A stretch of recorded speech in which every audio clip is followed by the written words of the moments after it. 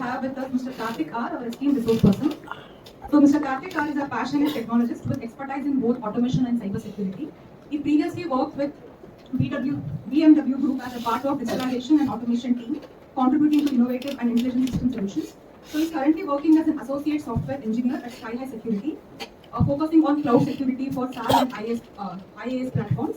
So with his strong technical background and hands-on industry exposure, he continues to explore and contribute to advanced cybersecurity solutions. So we are honored to have him as a resource person for today's enlightening session. Over to you. So welcome to the session.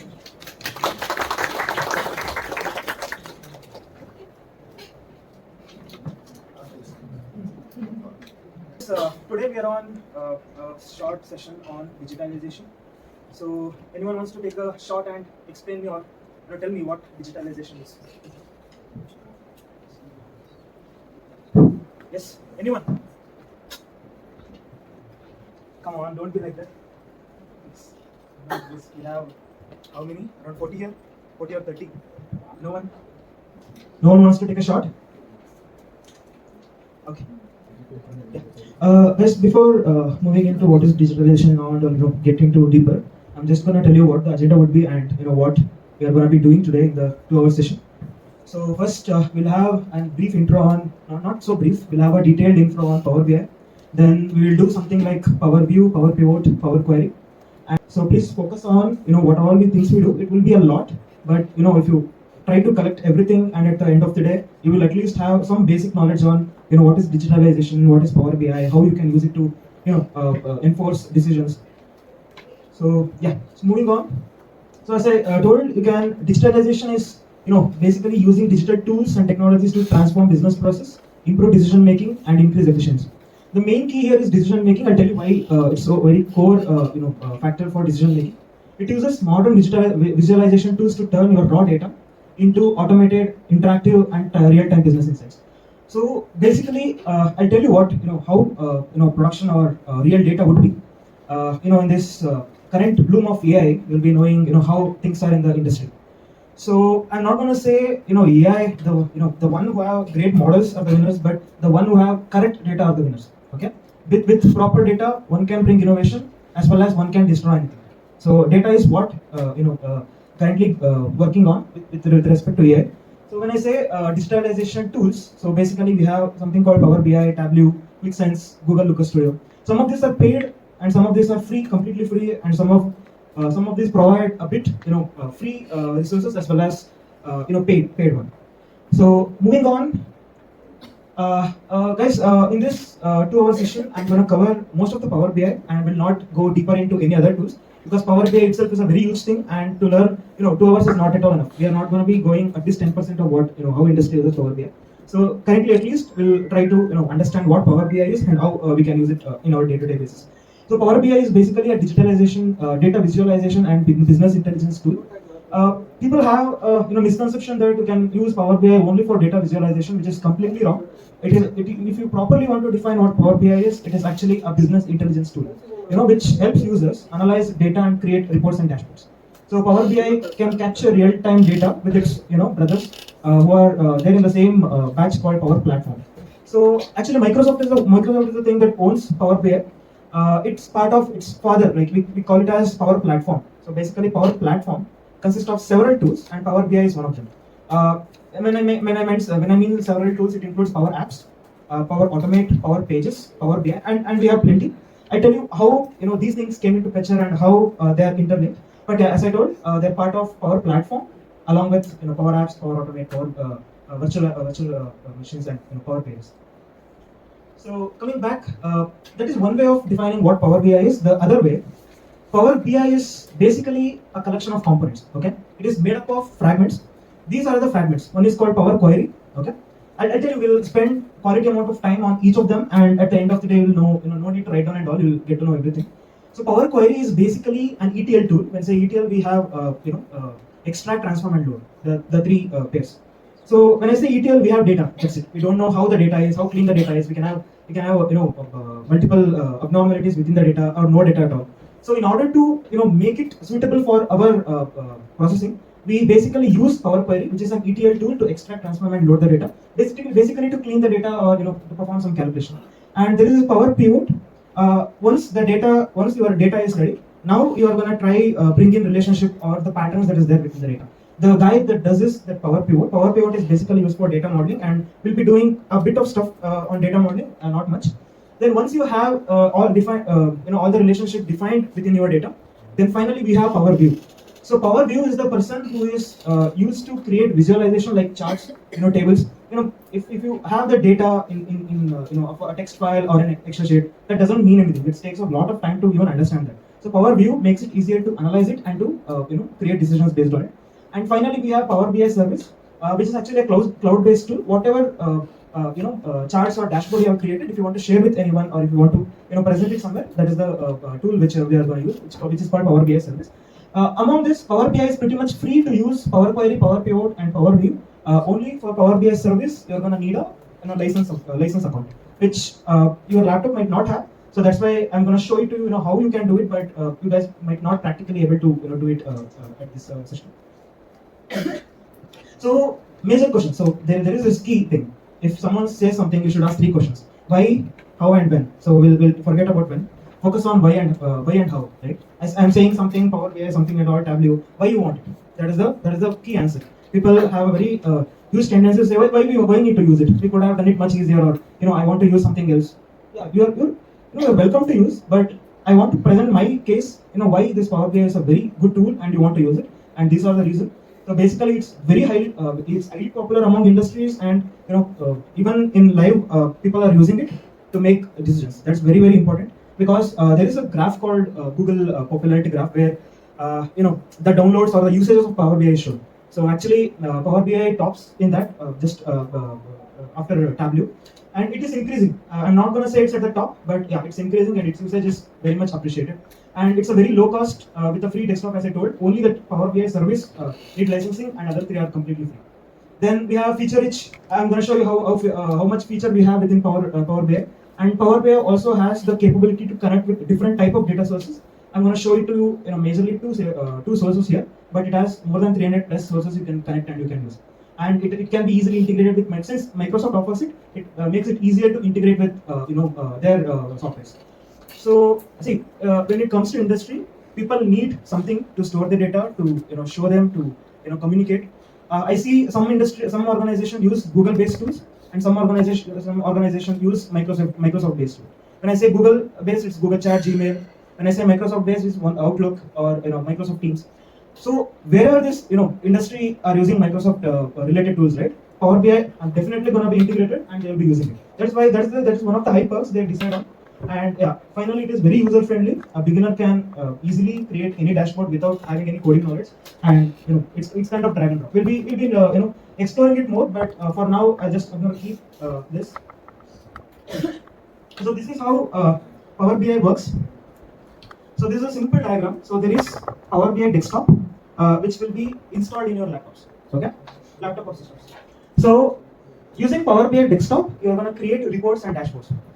How you are going to create? You need data source. So we have several data sources which need third party, SQL, Postgre, Excel folder. There are plenty. I'll show it to you. So we are going to connect your Power BI desktop with your data source. Create dashboard, and we are going to host your dashboard in the Power BI service. If your data is present on premise, right? Most of the data are present on premise. You can have a Power BI gateway which can easily communicate, and it can do the transaction well. If the data is not cloud-based. At the end, whatever you have dashboard or report you have hosted, you could be able to access in the mobile or laptop. So you cannot access your dashboards in the Power BI desktop. It needs to be hosted on a cloud platform, and then you can use it in your you can see it in your laptop. So yeah, we presume that was it. There is a couple of slides. I'm going to take it at end. Now we are going to go deep into Power BI. As I told, first we'll have Power View. That was the agenda. I pretty much have a data. Okay, I'm going to show you how the data is, and we first understand the data, which is very, very important. And if you once understand the data, you'll know how you want to create dashboard. Okay. Yeah. I want to take a couple of minutes, try to understand how the data is, what are the columns are. You're free to do it. Just check out what are the columns you have. Instead of me showing or explaining, it would be much better if you have the data and if you see it. Okay, so you can check. We started from serial number till profit. I think it was in percentage. Yeah. So you should have a profit in the last column and make sure you have the proper data. Finally, what we can do is after you have seen the data, we'll open Power BI desktop. Okay, so you can use Windows button. It will open a window search bar and search for Power BI desktop. Okay, you can start searching for it. Maybe I'll show you one. You can either click on this icon or use Windows icon directly. Yeah. So there you need to search for Power BI desktop. Okay. So this is the logo. If you can see, there is this yellow incremental graph kind of thing. Please open this. So if you want to download it in your laptop, it's completely free. You can go to Microsoft App Store and you can directly install it. Or if you don't want to, you can search for Power BI in Chrome and it will navigate you to the Microsoft download page. It's completely free and you can easily download it. Okay. It will have an executable file, so you just need to run it and it will get installed in your laptop. Please open that and please be here in this page. Okay, from here is where we start, and don't click on anything. It's a huge software, and you won't be able to know where you went, and traversing back would be slightly challenging because Control Z doesn't work here. Okay, at least in the Power Query, Control Z doesn't work. Okay, if you click, you clicked. You need to use the UI to go back only. Okay, yeah. All of you open this application. Okay, now I told, right, so there are 300 plus ways in which you can connect your data with Power BI. Okay, the first way and the easiest way is to have your data in a local Excel sheet. Okay, and import your data into Power BI directly. So that is what we are going to do today. You already have a file downloaded, right? So there is this Excel workbook option here. Okay, or else we'll do one thing. We'll don't click on the Excel workbook. We'll click on blank report. Okay, can everyone select blank report?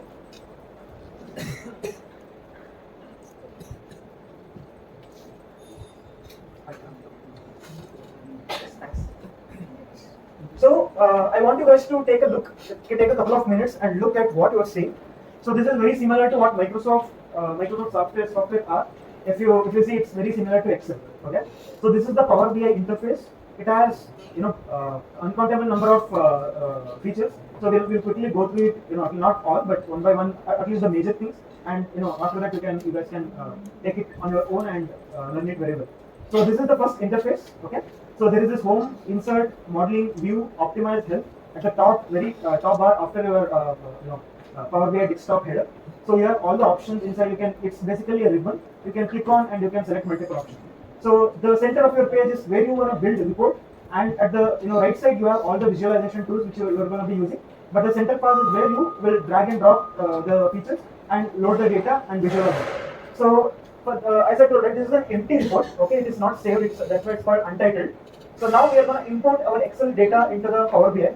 How we are going to do it is, if you open this data, you should be able to see an Excel icon here. You can click on it, and it will open. It will help you open a dialog box where you can select the data.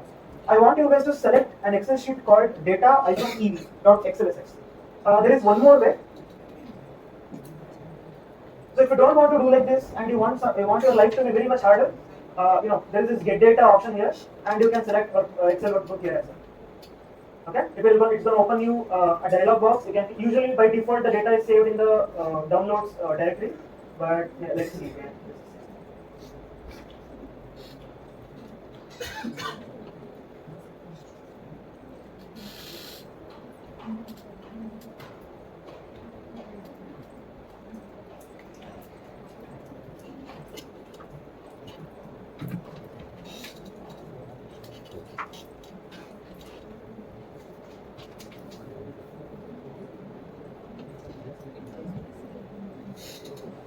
So this is my file, data-ev. I'm gonna selecting it and click on open. So once you do this, right, so Power BI will open this tab, and you want to select your if you open the sheet, there are around 5 sheets, okay, in the same Excel book. So we are gonna be opening a sheet called orders. Okay, this is the one that you guys checked all with all the columns and all. So select this checkbox orders, and just select on it, and I'll let you know what to do. So once you select it, right, so it will open a preview of the data that is available in the Excel sheet.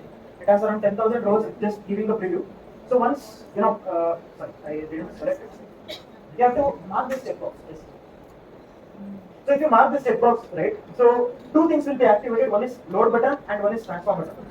See, if your data is very clean, if you have cleaned it priorly before even loading into your Power BI, you can directly go ahead and load the data, the green icon. If your data is not clean, you need to do some pre-validations even before loading the data into Power BI. You just need to click on transform data. But for now, we are going to click on load. Okay, there is this green button. Just click on load. This one. Yeah. So it's going to take some time. Loading the results. The data is huge. We have around 10,000 rows. It's going to take some time, and finally your data will be loaded. Can everyone do this, please? Already done? Yes. Very good.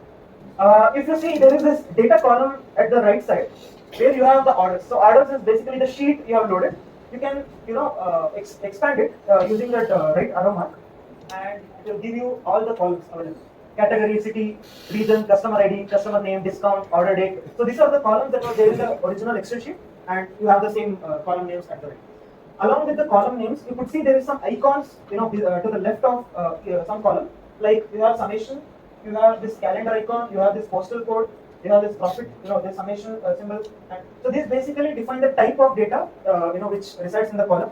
For instance, discount is actually a numerical data using which you can do some calculation. That's why it's called as summation.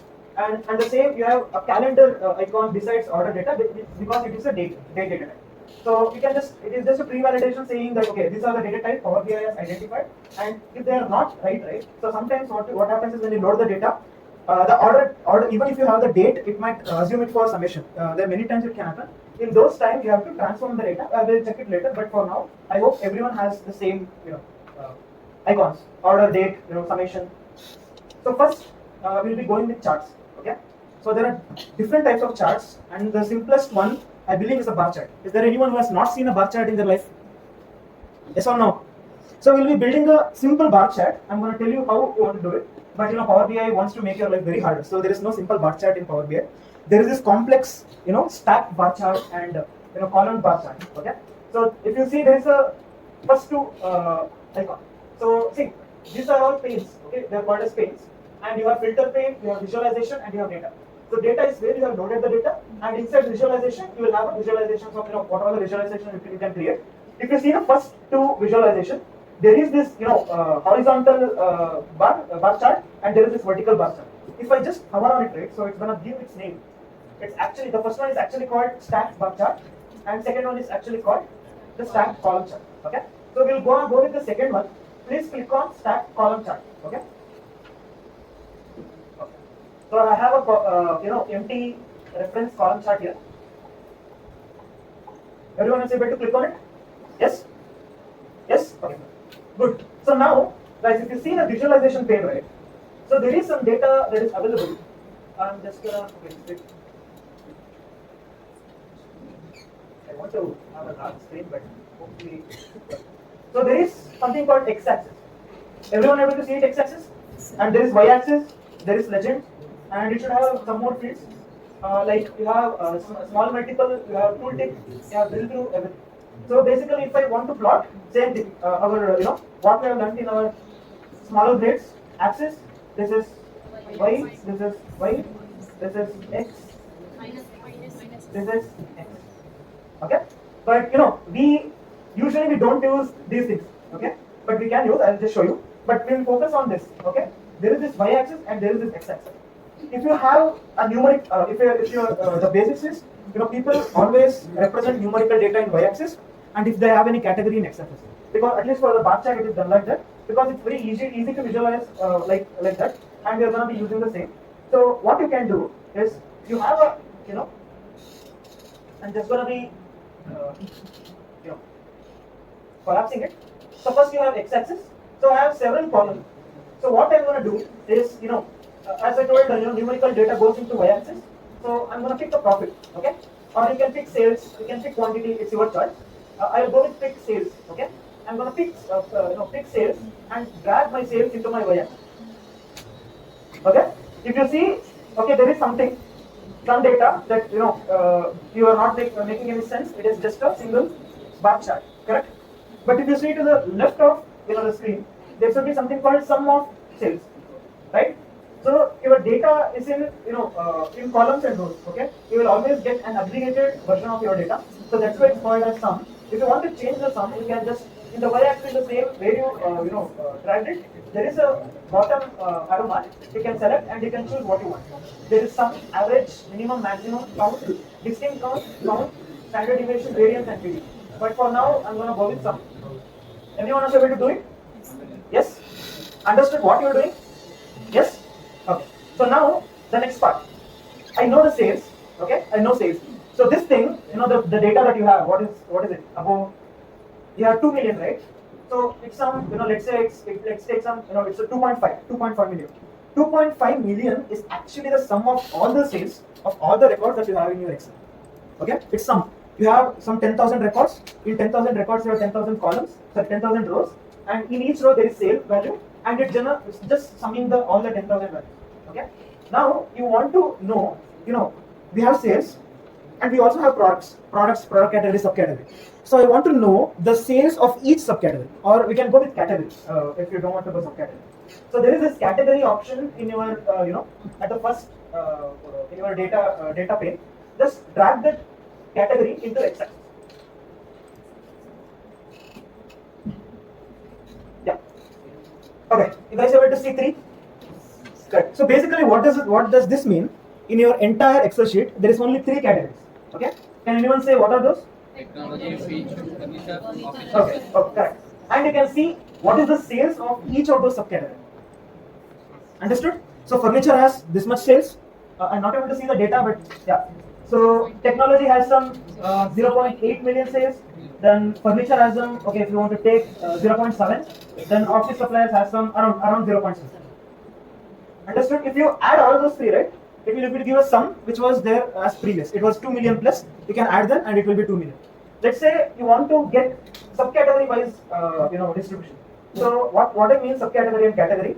So there is this technology. Under technology, you can have phones, you can have laptops, you can have multiple electronic tools, right? So you can, instead of using category, we'll use subcategory. So how you can do it? So you can come here, you can click on this cross. Okay, it will go away. You can search for the subcategory and you can drag it into X-axis.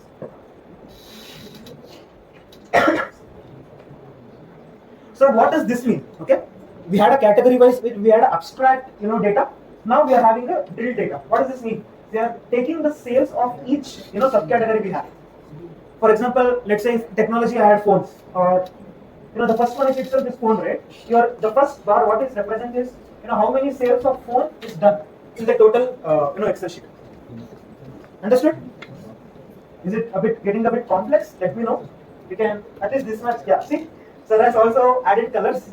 It's much more very interesting to visualize. We're going to go with colors and all, but first we'll understand how the data is being represented, and then we'll work on the visualization. So this much, okay, at this point, is there anyone who doesn't understand what we are showing here? So you have sum of sales in the y-axis, and you have the subcategory in the x-axis. Like phone is having this much sales, then the second one is chair is having this much sales, then you have storage is having this much sales. So this is the overall meaning. Okay. So now we're gonna drill it down more. So in the Excel sheet there is one more column called states. Okay. Country is same, everything is India, but we have states. Okay. Now let's say I want to know what is the sales done of phones in this state. Okay. How we are going to do it? There is one more field called legend. Okay. If you scroll it down, there is x-axis, there is y-axis, and at the end somewhere around there is some legend. So what we are going to do? There is a state column here. Drag it and add it in legend.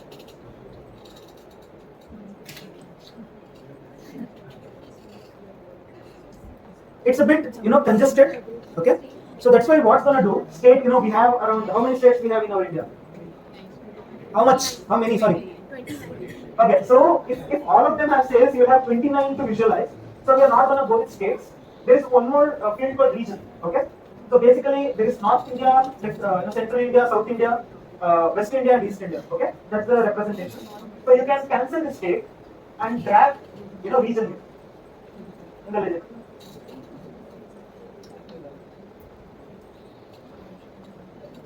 So if you see, you can the graph is pretty much same. Okay, we are having number of subcategory in the x-axis and sales in the y-axis. But what changed? Okay, the changes you can see is we have some colors, and there is a at the top there is something called region. Okay, so there is blue refers central, then east is purple, then north is I'm not sure if it's brown or orange. Then south is purple, and west is look like maroon. So I'm gonna go with maroon. So what does this say? Okay. So among all the, let's say that we have phone, right? Can anyone tell me what is the total sales done on phones? Around what? Sorry? 335 million. 335k. Okay. So what is this, right? What does this mean? Among 335k from central India, we had small number of sales. From above, what is that above? From East India, we had this much of sales. From North India, we had this much of sales. What I mean is, when you say 350k, previously it was completely blue, and we were taking the sum. It was not making any sense. If you see, it is giving much information, saying from where how much sales has been done, right? And if you want to individually track it, it's possible. What we are going to do, there is a first bar, right? Click on the first cell, that purple or maroon one.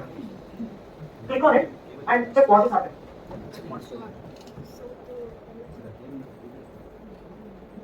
Okay, this is basically a focus view. There is one more. If you see this graph, right? So there is this filter, okay, and there is focus mode. If your graph is very congested, and if you want to properly see it, because on a live dashboard it's going to be very small. So you can click on this focus mode and you can check it. Okay, it's just going to expand your graph and give the zoomed out effect. So you can click on this, and you see I'm going to tell you this. We are going to be checking how we are having this and all. But you are individually able to select this, correct? Yes. Yes. So now, let's say we have 4 digits, everything, and you are showing it to your let's say CEO who is some Amazon or something. We are checking the Indian sales of the sales. But if I show this to my boss, okay, he's a very he doesn't like to see x-axis and all, y-axis and all. It's very if you see it has this font has maroon color this, but what is the value? He doesn't know. He wants to know what is that value from we are getting from West, how many sales of phones has been done. In order to make this more informational, there is one more pane called format. Okay, if you see there is visual pane, and you will have a format pane. Please click on format pane. This is where you can customize your graph chart based on your styles and all, and also you can add some data to it. So if you see here, you can see x-axis. So there is y-axis, there is legend. Legend is on. So if I off it, the legend will not be seen in the graph. Now sometimes it's fine, but sometimes I don't want to see the legend. Then there is a possibility you don't have space or anything. You can just click on and you can select legend. So there is guidelines, grid lines. There is zoom slider, columns, ribbons, data label, total labels, and plot area background. I want to know if I want to know the individual data, right? There is a field called data label. You just enable it. If you enable data label, it's going to give what is the value that is there that is shown by that particular chart. So for instance, the first one is saying 41k, okay, and the same thing. If you can see 88k, 117k, 65k, right? If you add all of this, right, you will get less than 350. What the summation is. Or else, if you don't want to do like this, there is one more way. You can just hover on it. Okay. If you don't want to make this graph much more, this if you even if you add values, right, some might not like it. Or if you see the last 4 bars, right, they are not even showing the value because they have very less space. In this case, you can use something called tooltip. This is what tooltip is called as. And tooltip by default, if I'm selected a chair, it is giving me subcategory is chair. Region is south because I selected purple, and what is the 6? Okay. So this is how you can use tooltip. So let's say along with the 3, you also want to add some data to your tooltip. So let's say this is a representation of sales. You want to also show profit. Okay, but this graph, it's already full, so I don't want to add anything in the graph. So there is one more, you come to your visualization page, and there is one more field called tooltips here. So what I'm going to do is I'm going to drag the profit column and add it into a tooltip. So if I do this, visually my graph will not change, because the thing that is changed is the details in the tooltip. Now try hovering on any of the particular cell and check what are the data you have. I bet you have some of profit in your tooltip. Is it? So this is how you can, and this tooltip, right? You can add multiple values in the tooltip. So let's say you have dragged profit. Now try dragging quantity into the same tooltip. So it's not like you can add only one column in there. So in your tooltip field, just drag quantity and add it in your tooltip. So you can select multiple things and just dragging this quantity and adding it to my tooltips. So if I see it now, so it is also giving me the quantity. Correct? Yes. So this is how you can show multiple data in the same graph you have. So visually you might not add it into your graph directly, but you are adding it to your tooltip, and if you once hover on it, it's going to give you the detailed info. And along with the same thing, right, in the visualization only, you also had something called total labels. Okay, beside below data labels, there was total labels. So we were saying less than 350k something. What if I want to exactly know what is the value? Okay, I'm just gonna enable it. If you see at the top of each bar, you have the total sales of value for each of the subcategories. I'm just taking subcategory. You can take category or you can take quantity itself. You can do multiple things. Okay, this is just an example. Since it's easy to understand and we are just stepping into this how I did. Okay, everyone at least still here, all are with me? Yes. Copying what I did is very easy, but really trying to understand what the graph is really meaning is the what I am trying you guys to learn it. I know it's very start. Some of you might have seen the Power BI very first, but I encourage you guys to go home, install this application, load the same data, and try to do whatever we did again and understand each one of them. If you understand the basics, you can go for the advanced stuff. Okay, so we'll go back. So this was our basic bar chart, and in Power BI it is called as stacked column chart. Okay. Now there is one more thing. So if you see the first line, right, we have 6 charts. So each one of this is very much similar to each other. It is how the data is represented. So what you guys can do, select instead of selecting the first one, right? Select your graph. Okay. First click on your graph. You should have this border coming up. Then click on the first chart. So what I did now is same data, everything is same. I just changed the graph. So click on your graph, select your graph. You should have a border in your graph, and then select the first visualization. So this is called as stacked bar chart. Okay, that was stacked column chart. This was stacked bar chart. And beside that, you also have clustered bar chart. So if you see in the each bar, it is showing all the data is represented in a single bar. So let's say I want to split it. I want to individually see what is the phone sales in central, east, north, south. I want to have a different bar for each one of them. What you can do, you can use clustered bar chart. So since we have so many subcategories, it is becoming hard to easily visualize this. But the only thing that's been changed is instead of individual colors in the same row, we have split it into different rows. Okay, everyone is here? Yes. So we can just play with it.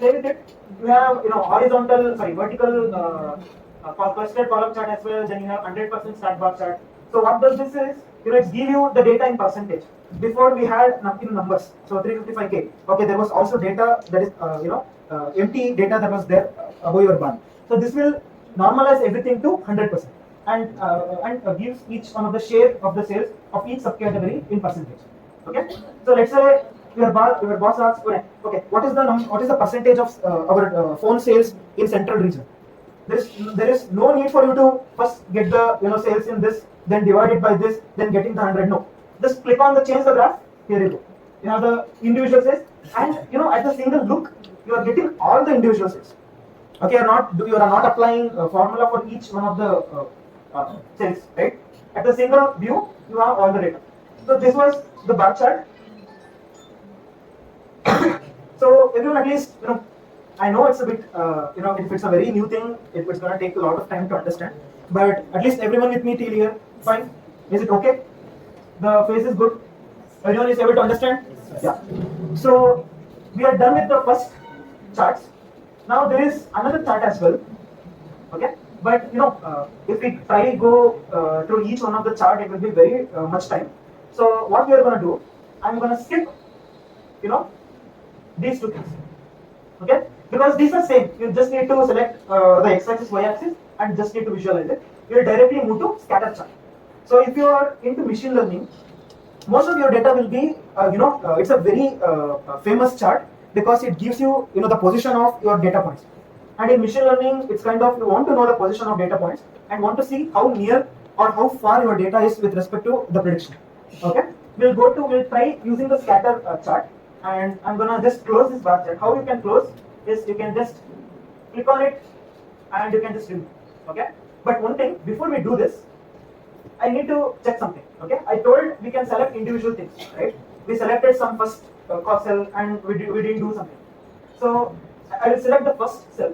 Okay, then there is this 3 dots called more option, and I have something called show as table. If you click on this, right, it will filter your 10,000 records into the things that you have selected. If you see your subcategory will be phone, then you have sum of sales. Then it's for each region it is given, central, east, north. Let's say you want to have the subcategory only as phones and you want to extract this data. In that case, what you can do is, I'm just gonna go back to report. What I can do is I can right click on this. There is something called include. Okay, I'm just gonna include the single cell. If you see, it is gonna give a larger representation of the same thing, around 40K. Okay, now I'm gonna show this as a table. I have a single value, and let's say I want to share this data with someone. Let's say some other department I need to share, and they want to have some insights on it. So there is one more option called export data. So this export data, what will do, based on your applied filters, it will filter your data and it will create an Excel sheet based on it. Okay, this is very much useful if you want to apply some filter and share data with each department to their own analysis. Okay, so you can do this. You can check it out. I'm just introducing this, and I just remove this, and we have our basic empty space. Now we are going to go with scatter plot, and in the scatter plot you can see same thing. We have values, we have x-axis, we have y-axis, we have legend, we have size, we have play axis, we have many more things. So what we are going to do is I'm going to drag profit into x-axis, okay, and sales into y-axis.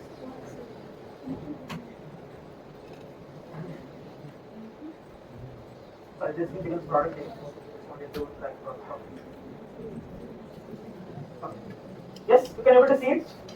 So in your x-axis you have profit, and then in y-axis you have sales. What does this mean? Can anyone tell me what does the blue dot mean? What it is representing with respect to sales and profit? You are near, but it's not average. You can see it in the graph. Yes. So if you see sales, right, what is the sale we had in the previous data? We had some 2 million plus. Is it same 2 million plus? So what I am trying to say, the data is data. Okay, it is just representing in a different format. Okay. Now let's say I want to analyze the same sales and profit relationship with respect to different subcategories. So there is one more field called values. Okay. What you can do is you can drag a subcategory and add it in values. Now what this is giving? Previously we had sum of sales and profit overall, all aggregated 10,000 rows. But now this is giving subcategory wise sales and profit. If you can hover on it, if I remember correctly, I think phone had some. How much? This is phone.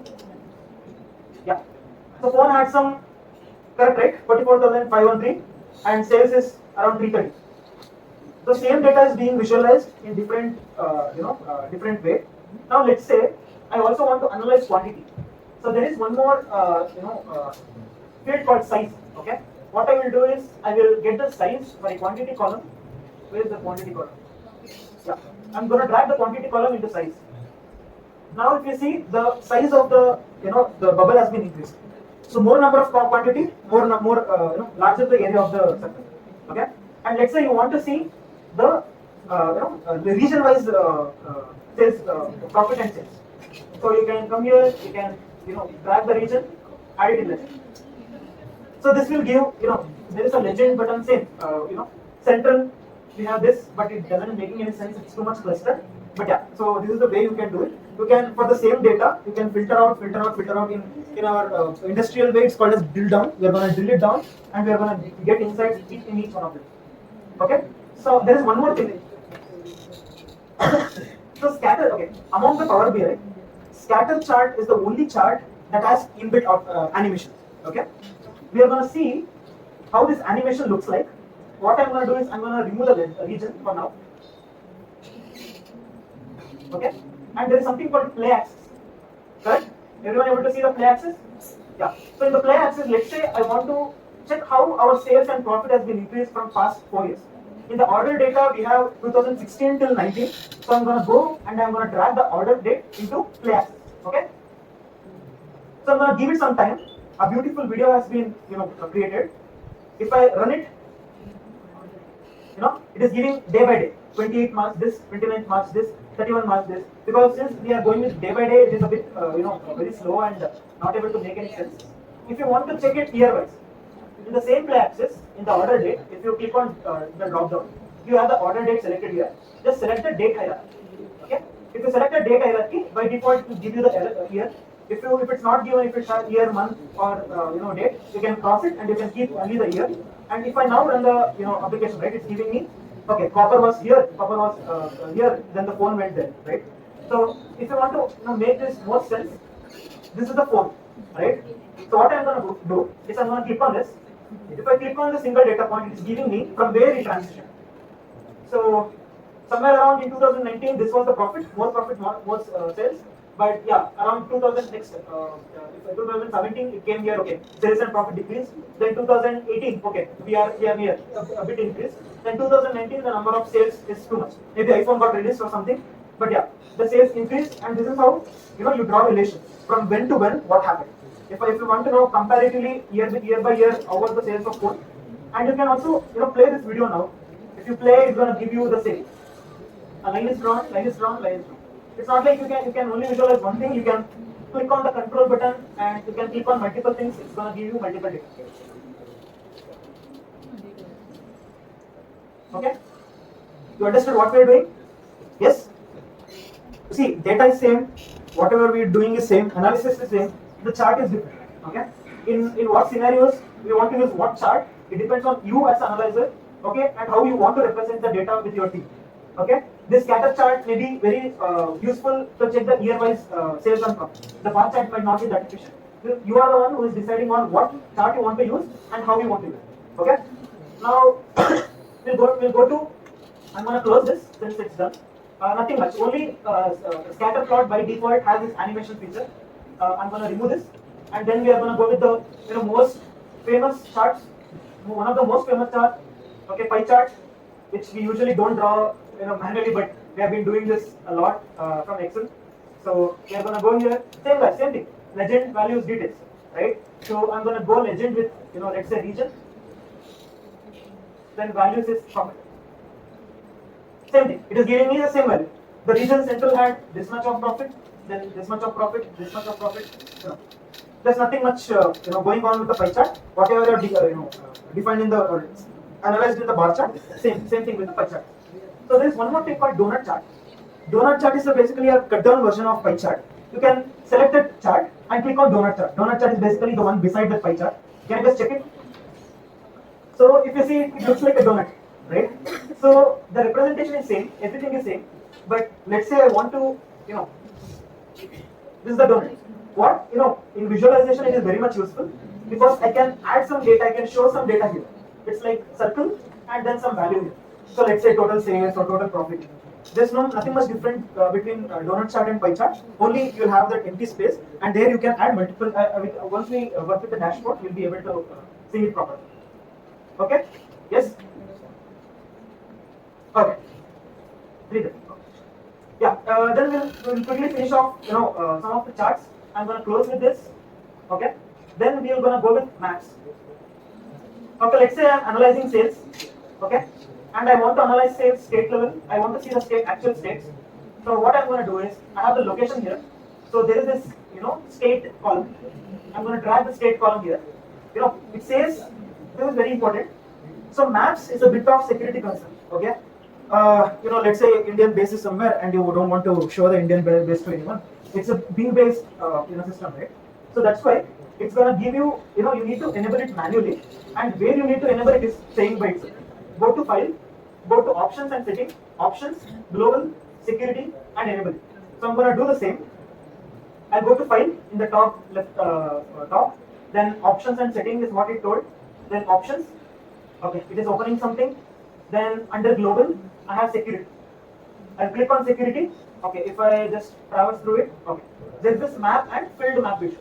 So if you see by default it is disabled, I'm just going to enable it. Click on OK. So one thing is it needs a restart of your application to visualize it. So quickly close the Power BI and try reopening it. Before doing it, just save it somewhere. Control yes, and it will be saved. Okay, so that you can avoid sending the data, loading the data again. So I'm going to show you, save it in my. Okay, by default it's saying documents, sales dot. I'm just going to go with sales. The dot IP PDIS is by default it's there. I'm just going to click on save. Okay, I'm going to cancel in my Power BI desktop, and I'll be opening my Power BI desktop again.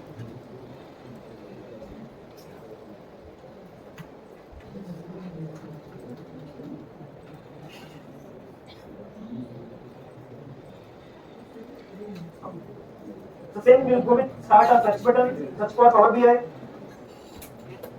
open it.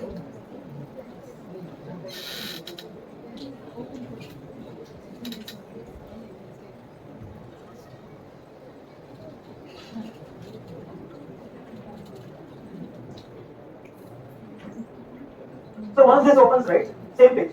We went with blank report previously, we'll now go with open. And I have my sales, saved here. I'm just going to click on this. Yeah, it's going to load my previous dashboard, and why I'm not sure why it got. Let me just.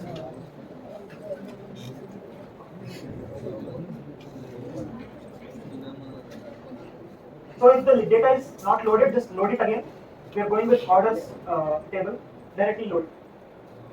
Okay, it's going to take some time, and you'll be able to see it soon. Okay, so we were talking about maps, so I'm going to go with map, this globe icon. Then I'll go with orders, and I'm going to drag this state column, okay, and drag to location.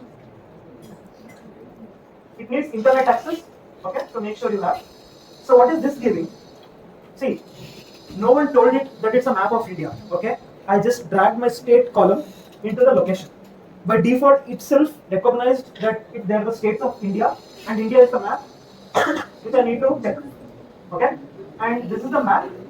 Currently it doesn't say anything. See, if there is a blue dot present in the map, so it just says that the data are present for that site, that state. So for example, if on any state if you are not seeing any blue dot, that means in our entire Excel sheet we don't have any data or any sales done on that state. Okay, understood? So let's say I told it helps you to make decisions. Okay, so let's say I want to make a decision here. I am the CEO of some company, and I have my warehouses distributed across multiple states. Let's say I have a warehouse in Nagaland. Okay, but I see there is no sales done in Nagaland from past 4 years. What does it mean? Okay, I'm spending a lot of time managing my warehouse, but there is no sales at all. So if I am making a decision here, what I'm going to do is I'm going to cut out the Nagaland warehouse, and I can keep a support of any near warehouse it is there. This is what cost cutting is. Okay, we are reducing the cost based on some data we have already got. So this is how we make decisions. Okay, and this is how decisions are represented and how they are drawn from the data.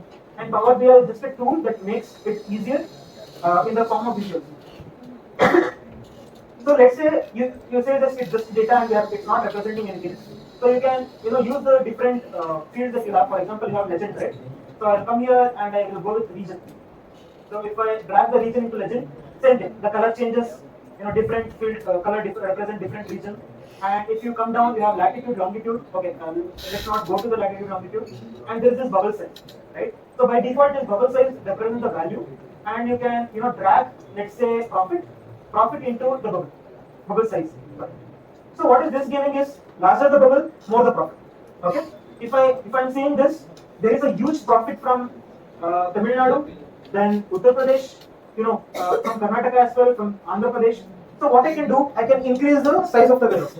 I can add multiple categories of values. What I can check if these states are dependent on any other state for any particular product. I can add those because it's going to make the user life very much easier and also reduce the transportation cost. Correct? So these are the decisions we make from this data. So this is the simple math. So I'm not talking about the visualizations because they are just designs. You can come here the visualization pane and you can customize your design based on your requirement. For example, I have this map setting. The sky is road. I'm gonna check the aerial. Aerial means satellite image. Then I have dark. Have the dark image.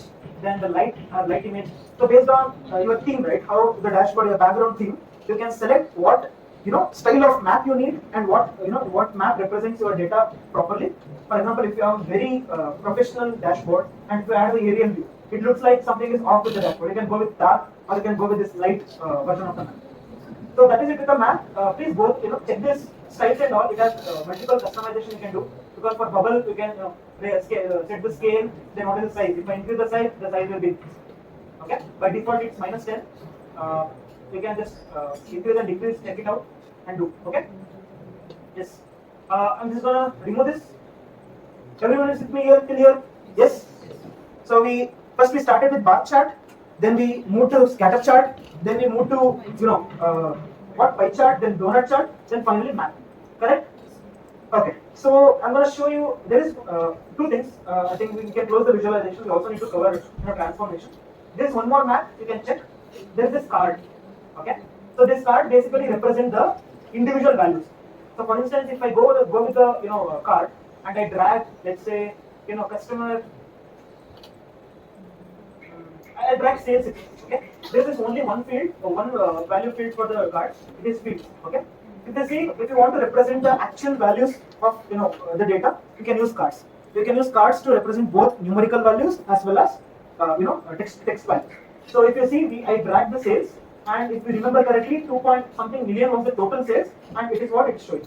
Okay. If you want to change, I don't want to go with sum. I want to go with average. Click on the average. You can use this down arrow mark, and you can minimize, maximize. You can set anything. Understood? Yes, cards are very simple tools, but they are used excessively. But yeah, it just represent values. It just has one field and one value. Okay. Okay. So coming down, I'll keep the field here. I want to use it later. I'm gonna go with some only. So there is table. Okay. Sorry. So always before adding any new visualization, click on this empty blank because if it's selected and if you select the table, this will go there. So I'm gonna go with table. Okay.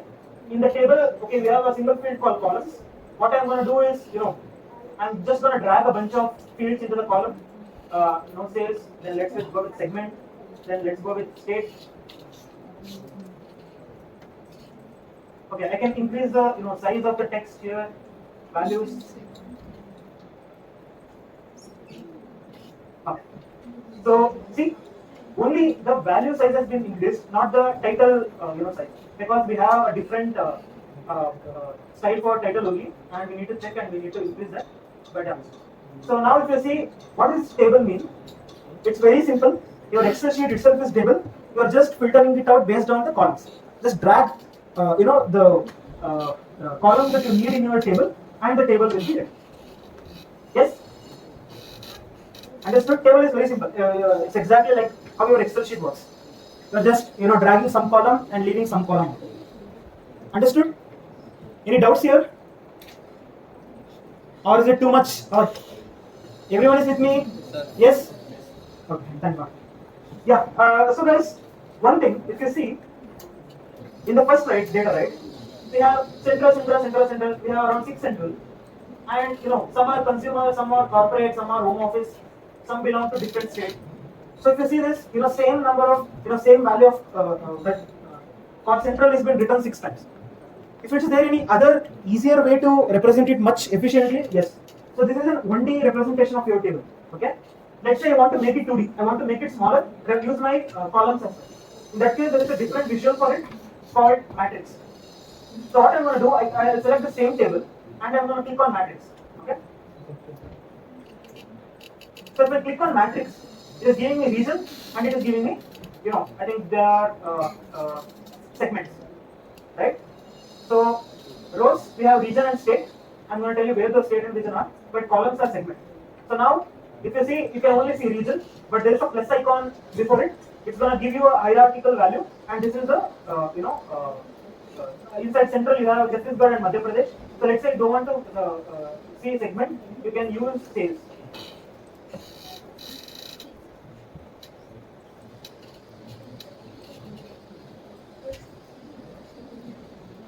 And you can do the same filtering out in the row as well. Okay, in the column. Sorry. So we will keep it simple table only, and I'm going to tell you another visual, which is a very important one.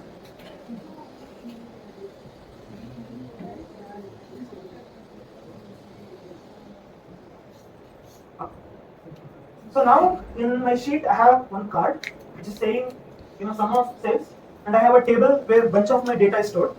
So let's say I want to filter it out. Okay, I want to filter it out region by region. So what I can do, this is a very important and very used visual of all, called slicers. Okay, if you see in the fifth row, there will be a visual with a box and a filter icon at the bottom. So you just select that slicer. Okay, and this slicer, right, what I'm going to do, I'm going to drag the region into it. So if you see, it is giving me all the unique regions that is available in my Excel sheet. Now try clicking on any one of the, any one of the regions. Let's say you select central. So before you do this, right, just check what is the data you have here. So I have some 2.55K. So what I'm going to do is, I'm going to select central. Let's go with east. Okay, I think all the sum is segregated. Just going to remove this. Add a table.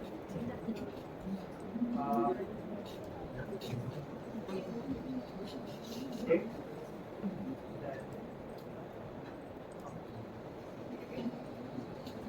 So I have a table here. I have a total number of sales, some total sum of sales. I have a slicer. So let's say I want to see the sum of sales for east region only. Just click on east. Your entire page, whatever visual you have, it will be filtered out based on only for that particular option you have selected for slicer. You can also select multiple options in the slicer. You can use the control button. And if I want to know what is the sum of sales in both east and central region, so just click on control button and have it. So that is the total number of sales you have. So how this is easier? This is very easier than having your Excel sheet, filtering out, making VLOOKUP, having producing multiple sheets, right? So if you select each one of the slice value, you are gonna have the particular data. Understood? Yes. So till now, what we did? So there was a huge sales table, okay, sales data. So which was there in our Excel sheet. We loaded that static data into Power BI, and we built some analysis over it. And we also, took a couple of decisions based on, maybe warehouses, maybe the size, some critical decision which could benefit, let's say company X. So now the key thing, right? So what we did, so we had the data in your Excel. So see, you might not even believe, but when I joined BMW, that BMW group, those who make cars and bikes, their entire data was in Excel. They were not even having a single database in the department I was in. Having a computer science background and opening the Excel makes us irritating, because we would have not even opened it Excel in our entire engineering, and all the data was in Excel, and we wanted something something central, something very robust, something which could be scalable, and something we could accelerate from anywhere, irrespective of what where our data is stored. So if you want to add all this features, right, a thing comes into my mind called database. So has anyone heard what is database? Or let's say, has anyone not heard the database in their entire library? At least one. Yes? So to simply put, database is a location or a thing where you can save your data. That's it. We need not to go here and there. Database is something that stores your data, and we have something called database management system, which is basically a software that is used to do this operation: store, delete, update, create. We call it, and we call them as CRUD operation. So now I told Power BI is capable of connecting to more than 300 plus data sources. I really meant it, and to prove that, I'm going to connect to one of the database that I have hosted in. If you really want to go into details, it is hosted in Mumbai Pop, and AWS is taking care of it. And it has four tables. One is transaction. Transaction means what is the if I order something. So there is this guy. Okay. Before I do that, has anyone not heard of SQL before? SQL, structured query language. So basically, in order to handle databases, we use SQL language. Okay, there are other ways, but primarily we use SQL. And in order to show what are the type of data we have, I'm just going to introduce. There is this transaction table. For those who don't know, it's a transaction table. It has transaction ID, product ID, prefix, first name, last name, shipping address. So this, if you hear it right, it's basically giving you who ordered the product and where it needs to be shipped. That's it. So same thing I have products. This product is giving me product ID, cost price, and what is the market price. So what is market price is, let's say I have a pen which is costed at 10 rupees. I will mark it to 20 rupees. I want to sell that pen with 20 rupees, and that is the market price. And we can apply discount on it. Let's say I'm gonna give 5% discount, and let's say I want to give some 25% discount, and sell the final pen for 15 rupees. So that is the thing. Cost price is the cost of the product, and market price is the price with the intention to sell. Then you have order dates. For the transaction ID, right? We have when it was ordered or order date time, and when it was delivered. So if you order something from Flipkart, if I order it today and I get the goods from tomorrow, which is highly impossible, the order date will be today, and the delivery date will be tomorrow, next day. So same thing, I have transaction item. So let's say I am maintaining a warehouse and I don't deal with one or two product, I deal with bunch like Alibaba.com. Right? In that case, I have this transaction ID, I have product ID, and I have quantity. Quantity is the number of items the customer has ordered. So if you see, there is this dotted line going on. If you are having a basic knowledge of database, right, we deal with primary key and foreign key. So that is the relationship it is showing. So for the table transaction ID is the primary key. For the product ID is the primary key. Then for the transaction item, it can have, may or may not have primary key, or it can include both transaction and product ID. Then this is the transaction ID could be primary key of this order ID. But these are the foreign key relationship showing. This product ID and this product ID is a foreign is a key relationship that. This transaction ID and this transaction ID also this transaction ID and this transaction ID. So I'm just query my SQL and see what all the data I have. I'll go to an SQL editor. Okay, I'll go with a simple SQL query. Select start from transaction.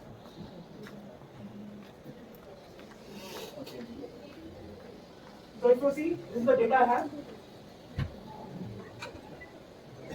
So I have transaction ID. This is the transaction ID. This is the product. What product got ordered in the transaction. This is the prefix. Mr. First name is Arjun. Last name is Sharma. And what is the shipping address? He belongs to Agaspar, Pune, Maharashtra. So this is the shipping address. This is the last name, first name, Mr. Prefix. What is the product I have? So I'm going to change this transaction. Add it to. Let's go with products. So there was this product table as well. If I run this query, so I'm just selling 5 products. So one is it's called INP01. Internally no one uses the name. They will have a unique ID. And what is the cost price is 642, and I have marked it for 18. So I'm having some 100 plus 200 plus 100 plus of profit. From this single product. So same thing. It's the product table. You have product ID, cost price, and market price. Okay. So I'll go with transaction items.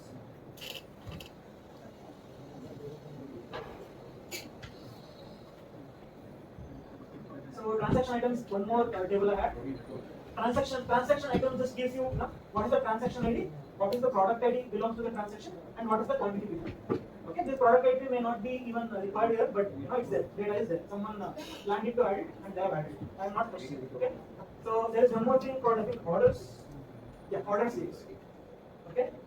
So if you see, I just have a transaction ID, then I have the corresponding order when it was done. All of them were done in the same day, 2019, September 25th. And on different times. One was done at 5:44 in the morning, 7:10, then 7:01. This was done around 1 p.m. on the date 9. Then 4 a.m. Then 18, 12, 18, 00 means it's like kind of morning 18 minutes. Then 1:43. Okay, these are our date time. Since we do it in software, right? We capture time. Okay. But the delivery address we don't promise, the particular and exact time at which it will deliver. So that's why we only have delivery period. So if you want to take a reference, this is the transaction ID happened. It was ordered on 25th of September 2019. It was delivered on 26th night of 2019. Okay, these are the 4 tables we have. I'm going to tell you how this is actually the exact replica of how the data will be in real world as well. And what we are going to do, we are going to connect our Power BI with this. This is actually called as Supabase. So Supabase is a free hosting database. If you want to take a code, it's actually a PostgreSQL database. So Supabase works. So it gives around 500 MB of free data, and you can host it and use it anywhere. It's like it's on cloud. Okay. So in order to do this, right, so we are going to connect our Power BI with this PostgreSQL, and we are going to get the data and do some transformation. I'll tell you why we want to do those transformation, and then if required, we can show the visualization. Okay. Understood the requirement, understood the story, what we are going to be doing. So, if you open the GitHub, right, this is my GitHub repo. There is one more thing called DB connections. Spelling is correct. So, you have server, AWS, one AP South, one Fuller, Supabase.com. You have database name, Postgres. You have username, and you have password. So, these are the credentials of my database.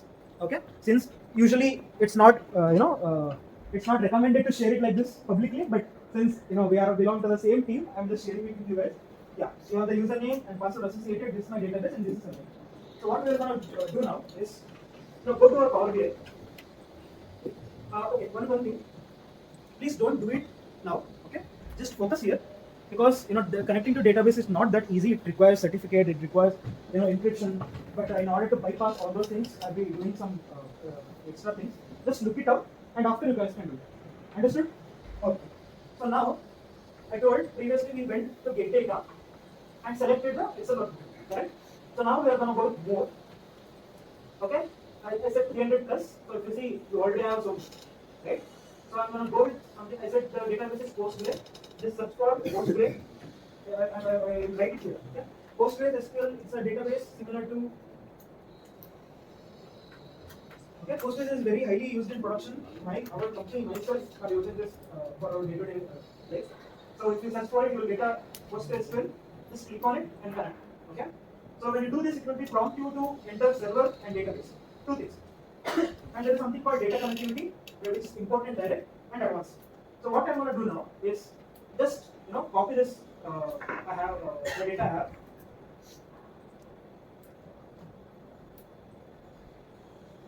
Paste here, database is Postgres. Okay, I'm gonna go with direct query. I recommend you guys to do the same. So go with direct query and in your first, it will ask you for username and password. Copy the same thing what I have provided in the GitHub record.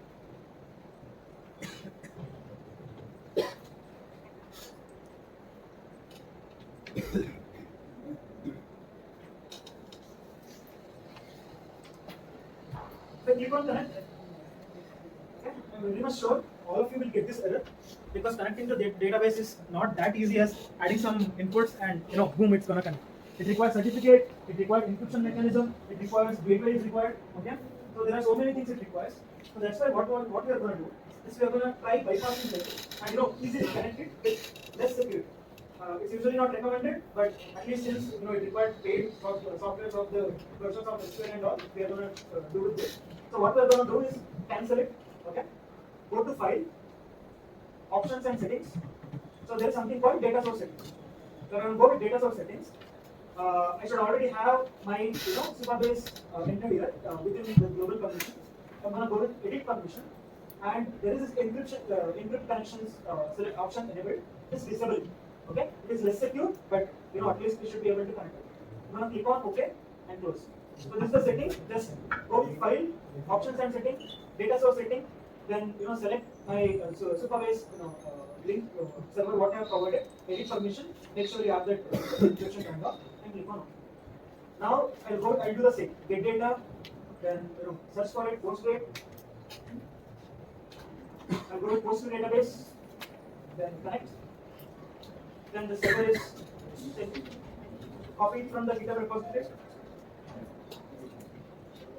Okay, and copy the database name as well. And select the direct query. So you might not even get this at the first time. So in that time, if you see the same error again, click on retry couple of times, and you should be able to see all the tables that my database has. Although I said I had only 4 tables, but internally every database maintains its own tables, and these are the tables that has. Basically, we use it to store metadata. But if you want to know the tables that you created, they will be under public order dates, public dot products, public dot transaction items, public dot transaction. So these are the four tables I have created. Just same as before. You need to mark it. Okay. Click on all the 4. Okay, you can load the data at the same time. You need not to have it do it again and again and again. Just select all the 4. I'm going to report order dates, products, transaction items, and transactions. So these are the 4 tables. I'll write it down again also. In case. See, I said previously in my Excel sheet I had my data. I said it is clean because I cleaned it, and I'm sure that okay, the data is clean. But in the real world scenario, we have the data in the database, and you are expecting the customer to write the data in the format you need, which is nowhere to be expected. So they can give their name in all small letter, all capital letter. They can make mistakes. Humans, right? You can make mistakes. So it's your job as a data analyst to make sure your data is correct and you get insight from it. That's why we are not going to go with load. We are going to go with something called transform data. If your data is clean, go with load, or else click on transform data. So if you do this, it will open something called Power Query. Okay. So this is the same thing which I mentioned in my PPT: Power Query, Power Pivot, Power View, and Power BI cells. So we are dealing with the first one, and if you see is you have the 4 data on your left side, and if you select each one of them, you will have the data which was there in my SQL database here. Can everyone do it till here, or needs any assistance? So I'm gonna write down the table names. For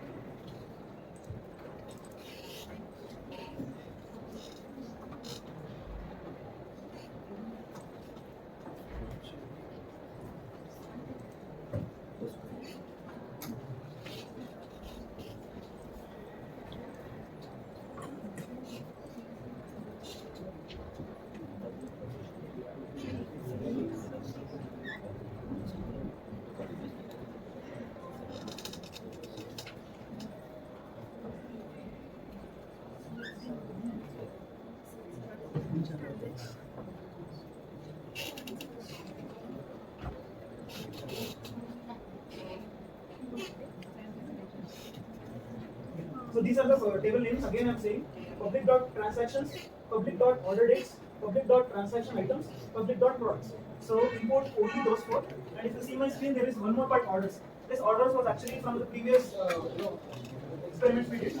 So I'm going to go ahead and delete it if it's not required. So if you come here, right click on it, there is a delete option. Just delete it. It's not required. Okay, we only need 4 tables.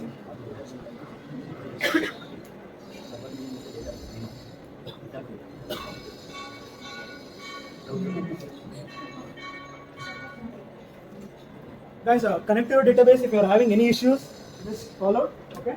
I want everyone to do this. Okay. We have connected our Power BI to one of the data that is there in the cloud, which is a real world scenario, which happens. Got connected. Yes, yes. You selected 4. Just click on transform data. So after selecting, don't click on load option. Click on transform data. You don't know if the data is clean or not. That is why we are doing this. Okay.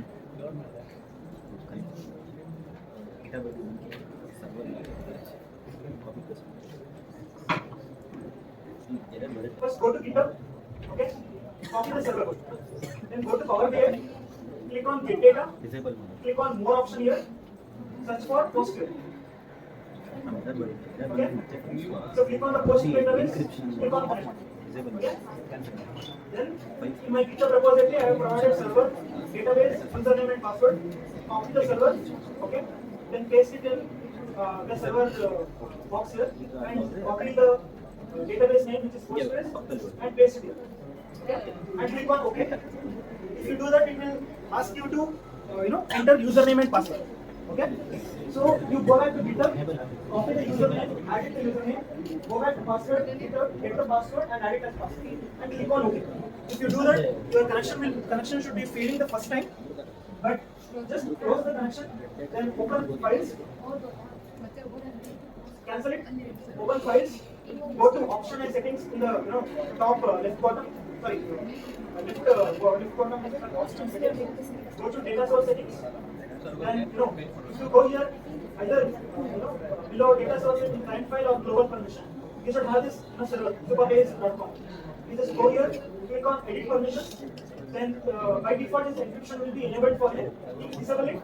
Okay. Click on it, it will get disabled. Click on OK and close. Now do the same step. Go to get data. Click on more. Open here. Select Postgres. Data can change anytime. Okay.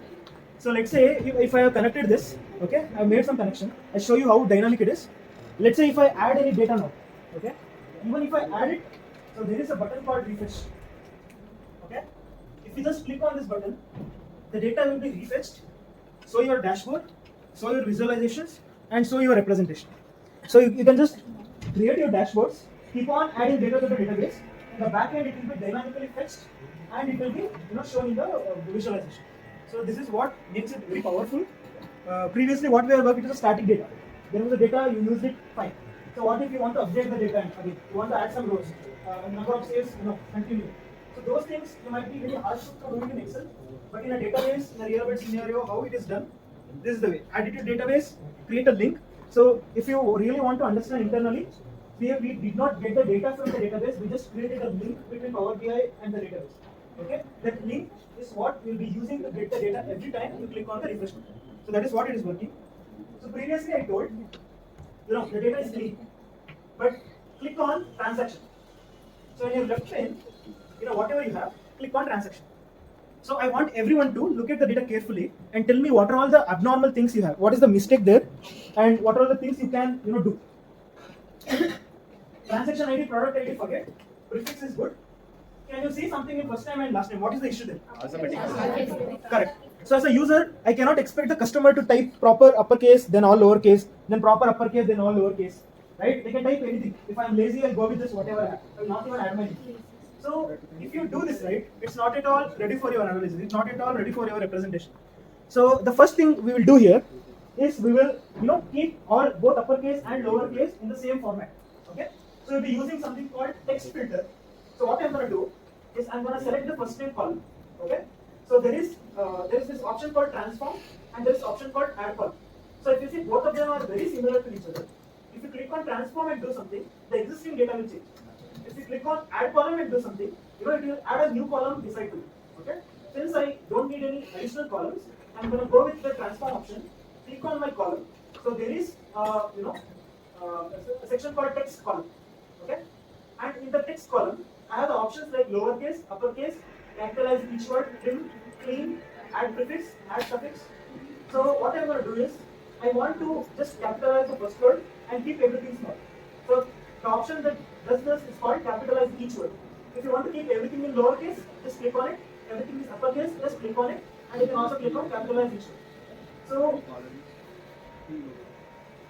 if something comes like switch tables to import more, just switch tables to import them. Okay?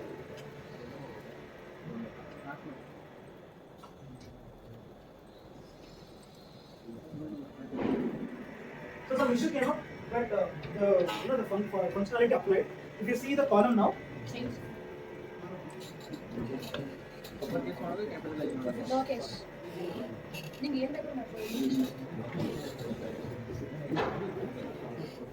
change item? Yes. Okay. If you are having some issue in between, don't worry, just clear it out, try it again, it will work. Okay. Now what I'm going to do is I'm going to do the same thing for my last name as well. So click on the column, go to format, capitalize each word. If you see my data has been changed.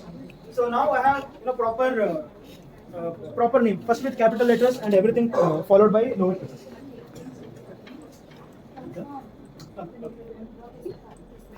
Did everyone did it? Yes? Understood? Who else tried other? Lower or upper? You can also try that. Okay? This is just I am showing. If you want to try, just keep everything in upper and check. That's fine. We are doing exercise, right? If you want to do stuff, change things, it's completely fine. Keep something in up. Some people keep everything in upper, everything in lower, or just like this. but don't keep the previous the data like the previous one. That is not acceptable. Here to learn, do something like this. And everyone understood this? Okay. Now there is one more thing. See, we saw that there is a upper name, first name and last name. So did you guys see any spaces before or after the name? There it could be, but in the current data we are not having. But sometimes what I can do is I can add an extra space before my first name or extra space before my last name. Like some people added in the username, right? I could do this. So in that cases, I'm not sure how you can clean it, but with the help of the shipping address.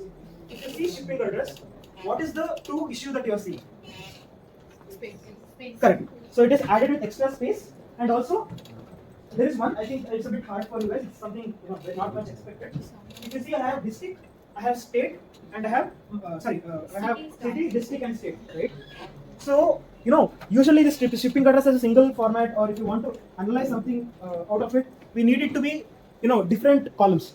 I need this city in one column, I need district in one column, and I need state in one column. How we can do? So basically, there is one option. Just click on the column, okay, shipping address. There is an option called split column, okay. If you click on split column, there is an option called by delimiter. You can click on by delimiter, and you can select, what is the delimiter you want to use. So it is by default set to comma. So you can select the, delimiter from by which you want to split it. So for now it's comma only, and I can click on OK. If you see now, there is my city, correct? There is my district, and there is my state. So I'm just trying to get my data into the Excel sheet which I had shared previously. But the issue is still there. Okay, the spaces, if you see, the spaces are still there, right? How you want to remove those extra spaces? If you want to do it, okay. Before that, right? I want you guys to observe one thing. Yeah, this is one more thing. Control Z doesn't work here. If it's done, it is done. How do you want to remove it? So there is something that is building up in the steps column. So first we categorize each word, then we split by column, by delimiter, and then we something called change type. Let's say you did something, you split the data, but you didn't mean to split it.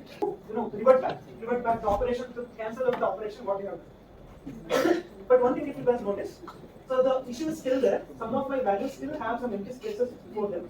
Now I want to remove them. Okay. What I'm gonna do is, I can come here. So before we remove it, right? Since we have split it, let's give them proper name. So if you want to rename some column, you can come here. You can double click on it. It will open a rename option available for you. Then you can clear out the existing value and you can click on select. You can take what city. So I'll go with city. Okay. Then I'll go with district. Then I'll go with state. So if you can see, okay. Seeing the column city, district, and state, what are the two issues it has? Two issues. Space. Correct. One was space, which was you guys told previously. There is one more issue. What is the issue? We had it previously also. What is the one more issue we are having? Sorry? So if you see, some of the states are in full uppercase, some of the states are in full lowercase. No, I think no states, no the values in lowercase, and some have it in proper case. Okay, I want to clean data set. So what I'm going to do, I'm going to select multiple columns using control option. You can select multiple columns using by clicking on the control button. Same thing I'll do. I'll go here. I will click on format. I'll click on capitalize each one. Now I got the data in the proper format. The space issue is still there. So I want to remove those extra spaces. I'll go with format. I'll go with trim. So there is an option called trim. If you click on trim, all the spaces that is before or after your text will be trimmed, and you will get the proper value. So now if you see, you have the proper format, proper columns, proper words with no spaces before and after, and you have this. Understand? Till now, is there any doubt? Yes? So now if you see, I have three columns. Okay? So I have three columns: prefix, first name, and last name. So if you see, those are all three different things, but they mean the same thing, name. So they are part of full name. So let's say I want to, concatenate them and have it as full name. For example, for instance, I want the first name to be Mr. Arjun Sharma. The column should have only Mr. Arjun Sharma. How you can do it? You can come here. You can select the columns which you need to concatenate. Okay. You can come here. There is an option above extract. It's like a text column or merge column. If you see, it opens this dialog box with one separator and what is the new name that you want to use. So there are several separators. You can use it or you can just use a custom separator if you see. But I'm going to go with space because that seems a good thing. So there is this new column. New column name is called merge. No, I want the new column name to be full name. So you just add the separator and full name. If I click on it, now I have transaction ID, I have product ID, I have full name who ordered it, from city which city belongs to which district that city belongs to, and to which state that district belongs to, and finally I have I have some other two columns. So those two columns don't touch it. So since yes, so come here.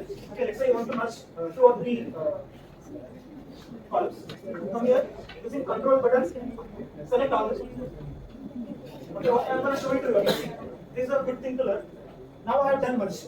Let's say my intention was not to do merge. I want to revert back. I don't want to do merge. So this is the action I perform. I just click on this cross. If I do this, it went back to my original state.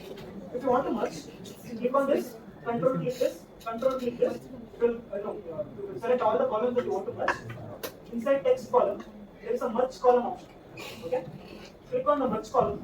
Then it will ask you the separator you need, between each of those fields. So if you come here, you can select anything, but I'll go with space, and you want to, give a new name for the merge column, which is, let's say full name, which is activity. Okay? And I just click on it. Now it merged all the 3 columns and giving me a single column with the full name. It's fine, clear. Okay, now my new data is ready. My new table is clean. Okay. Now we'll go to transaction items. So you have transaction ID, product ID, and quantity. Do you see any issue in this table? It's not mandatory every time you need to have an issue, but yeah, this is how it is. Any issue we have here? Quantity? Order? ID, same. I didn't get it. Same ID repeated. Okay. One thing. Okay, good. Good. You guys mentioned it. See, I have 5 products. Let's say I have a lab. I have different kind of. Let's say I have a pen. I have a book. I have a system. Can't I sell the same products to different people? With the same product, but the quantity may differ. I can supply some 10 pens to someone, some guy A, some 20 pens to some guy B. But the product I can resell again. That is how one works, right? So there is no issue with that. Is there any other issue with the data that you are seeing in the table? Yes or no? Okay, so this table is clean. Then I'm moving to next table. Products. Is there any issue with the product? It has the product ID. It has. Yes? Yes or no? Yes or no? Let's move on. No, sir. No? So I'm skipping this since it looks clean. Okay. Is there any issue here? You have order dates. Order date time, it is expected that it is date time because a software collects it, so it will also capture the time. But order date, it's fine. That's the order date at which the order was. Is there any issue? No, sir. Okay. Good. So now I don't have any issue. All of my products are good. So one thing is that let's say most of the time when you load the data, right, it's not promised that your data type will be same. So for instance, you can write 10 as text value also, 10 as integer value also. This date, you can also write the date time as string, right? So it's not always you have a proper data every time. So just to make sure that you have the proper data before you do the analysis, you can check here. So there's a small icon between the order every column name. If you click on it, it has some icon. Just check what icon it has. Okay, the icon has date time. I need date time. It works. Same thing. Okay, delivery date. Here I don't have time, so it will be date. Right? Next, same thing with product. Okay, product ID is string. Cost price is integer value, so I'm keeping number. It's actually whole numbers if you see. And you have decimal numbers, you have fixed decimals, you have percentage. Then you have transaction items like the product is string, quantity is number. Then you have public transaction. All the data you have, the name is string, city is string, everything is string, except for everything is string. So this is also you need to make sure before you do the analysis, everything will have a clean data and everything will have the data type that you need. Okay. Okay. Next coming on. So one thing, if you see here, right? So I have quantity, I have product. So this is the price that I am having. I have order. So if you see this thing, this is the number of orders they have done. I have transaction, okay, and I have product ID, I have quantity. So since I am selling my products in bulk, let's say I want to give some discount. I don't want to give the discount to everyone. I want to give the discount to those guys who takes, my product in larger quantities. So let's say I want to give the discount only to those guys who have at least have a minimum quantity of 500.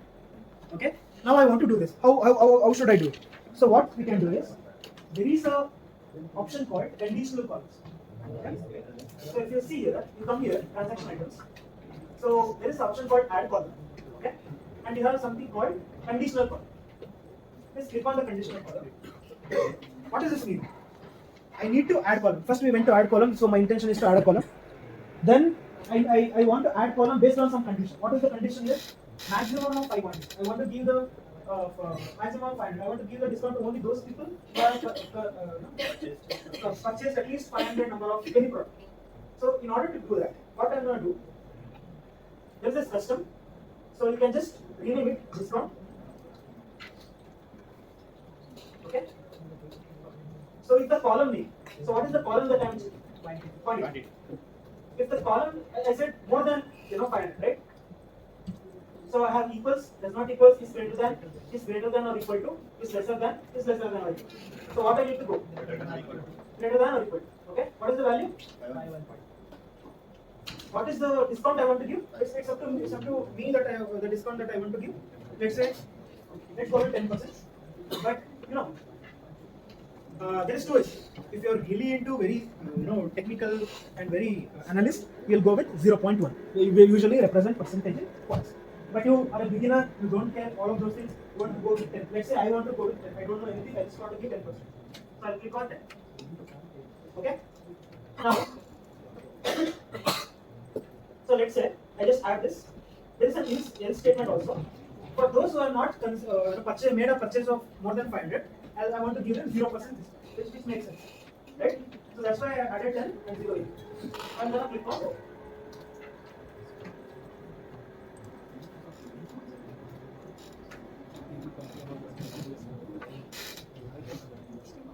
Can you see something?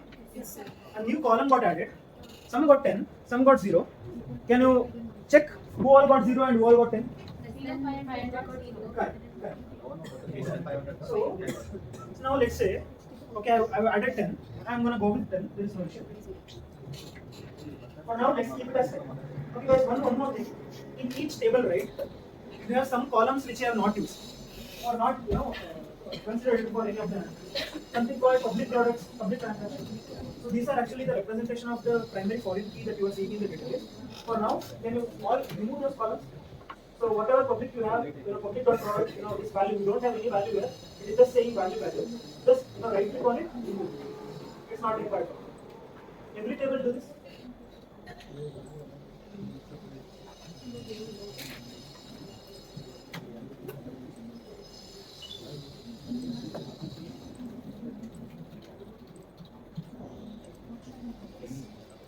Please do it fast. Remove all the columns that you are not using. It has value. It doesn't have anything.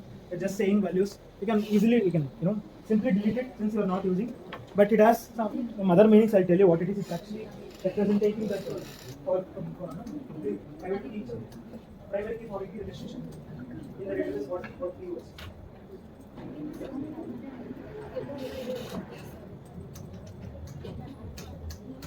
Okay, you got it here? Yes? Okay, now if you see the transaction, you have product ID. Okay, now I want to do some analysis and calculate the total profit or total sales done. So if you see, I just have a product ID. In order to make those calculations, I need what is the selling price, what is the cost price, and what is the market price. right? But it is there in different column. So, but it is there in different column. My quantity discount is in one column. My cost price, cost price and market price is in another table, and this is in another table. What we can do to bring them together? In SQL, there is an operation called join. Everyone aware of joins? Yes? Yes or no? Yes, sir. Yeah. So if you are not aware of join, I can just explain it simply. It's fine. Required? Okay. So when you are doing join, right, you need a common parameter or column on which you will be joining. So can anyone tell me this table and the product table, who is the common column which I can use for joining? Yes? What ID? Product ID. Yes. So I want to for each transaction, I want to get the selling cost price and market price. So in order to do those, in SQL we use join keyword in order to join two tables. But here it's much simpler. Just go, keep the the table that you want to add the data. You can go to Home tab. Okay, there is something called merge queries. Click on merge queries. Done. Yes. Now you have to select the two tables that you want to merge and on what column you want to merge. So as you guys told, this is the first column I have, so first table I have. Then okay, this is fine. Then I want to merge the second column. So what is the column table name? Sorry. What is the table name? Products. So see, if you do this OK button is still deactivated because you need to choose on what column you need to merge the queries. So how we do it? So basically you should select using the list. So you load the tables, select the column on which you want to do the joining, and at the end you have something called join kind. So I don't want to go deep into it, but there are different kinds of join. Inner join, outer join, left join, right join, partition product. There are different joins. Right? If you want to know what are the types of join you have, you can go here and left outer join, right outer join, full outer join, inner join, left anti join, right anti join. But let's keep the left outer join itself and click on it. Is it done? Okay. Yes. Okay. You need to select the column on which you want to do the merge. The common column is product ID. So select product ID in both of them and merge it. Is it done? Yes? Yes? Yes? Okay. Now if you see, you got something which you deleted previously, isn't it? I want cost price and market price. So how I can get it? If you want to get the two columns in the created column, right? So at the right, you have this icon. Can everyone see this icon? Yes, sir. If you click on this icon, you can basically select what all you need. So by default it is selected all. So but I don't need product ID because I already have product ID, right? So what I'm going to do, I will just select cost price and market price. So you can click on this select all button to select all and deselect all. Just deselect all, click on cost price and click on market price.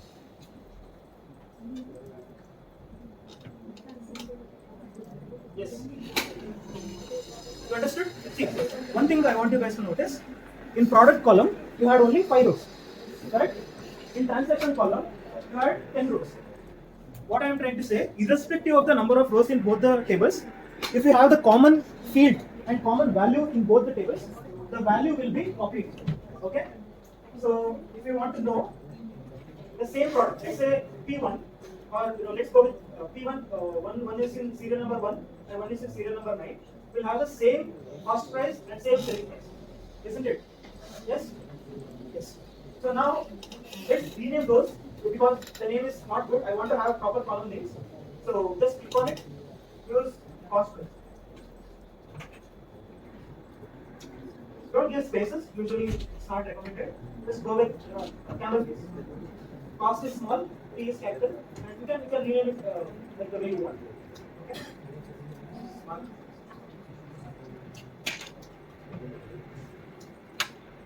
So everyone till here done? Yes, sir. Yes? Understood what we are doing? Yes? Now I got something. I have cost price, I have market price. But guys, is this data correct? But I had my product, the product table was giving me price of product, each product. But in quantity, I have 200. I have some other values, right? What do I need to do to get the total number of total cost price and total market price? Add or adding? Subtract. Okay. So if you want to, the price of 1 pen is 10. What should be the price of 10 pen? What you are going to divide it. So that's what we are going to do. So I want you guys to multiply 2 times. Okay? So I want to multiply. One is quantity. Then I will select cost price. So 2 things. And first I want the quantity and cost price. I want to multiply. How I can multiply? Go to transform. Then there is this number column. So we already explained the text column. There is this number column. In the number column you have standard. So you click on it.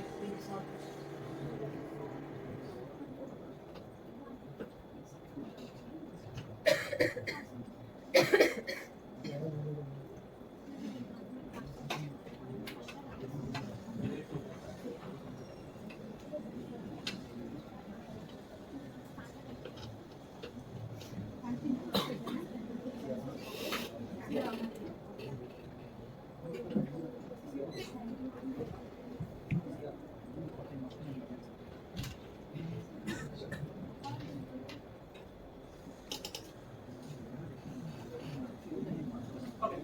So go to add. No, don't go to transform. Go to add column. So you have quantity. Select quantity and cost price. Okay. Then the standard button will be enabled. Just click on multiply. Okay. If you see at the end, you will be added a multiplied value for quantity and cost price. I want to rename it to total cost price. Okay.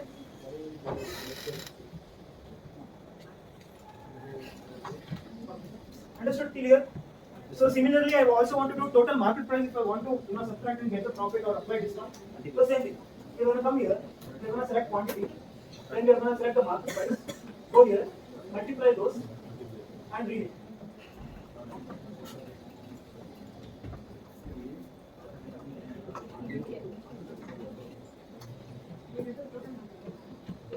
Okay, so all did this? Yes, sir. Correct? So this is how you take the data. You transform the data and you get some inference of it. If you subtract, right, you can apply discount on the market price. You can subtract, you can do simple mathematical calculations, and you can totally get the profit. This is how the profit was also calculated for the original sheet which I shared. Understood? Yes, sir. I don't want to go deep into this, but you can perform this operation. I showed merging. If you guys can merge this product, maybe transaction and transaction items together, or transaction item, and check. Understood? Yes. So I think for since once you do it right, once you do all the operations, you can come home. You can click on close and apply button. Close and apply. So now your data is ready for analysis. Now you build the visualization.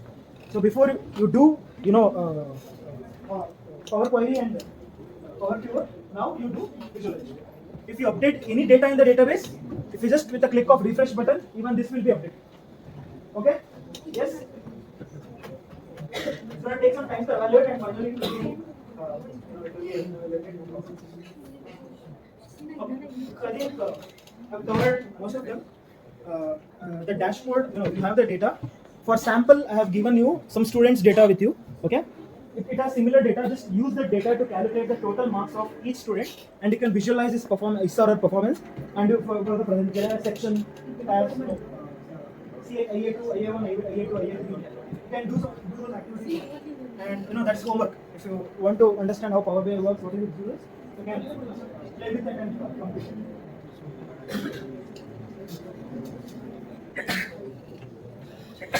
Okay.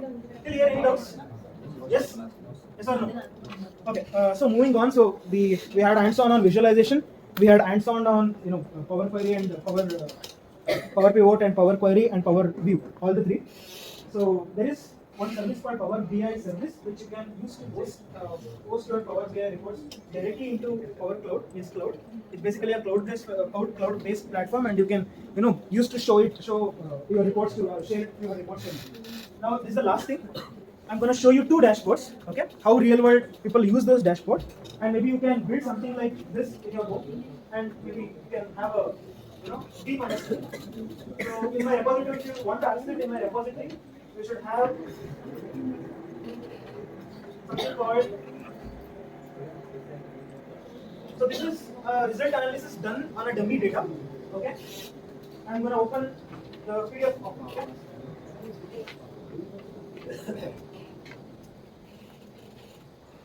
The actual dashboard, if you really want to create a beautiful dashboard, you can use. There are other options in Power BI, like buttons in a background color you can set.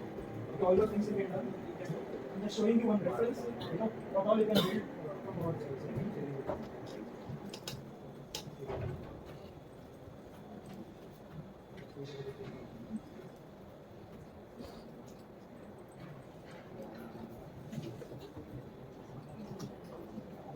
So this is one such dashboard.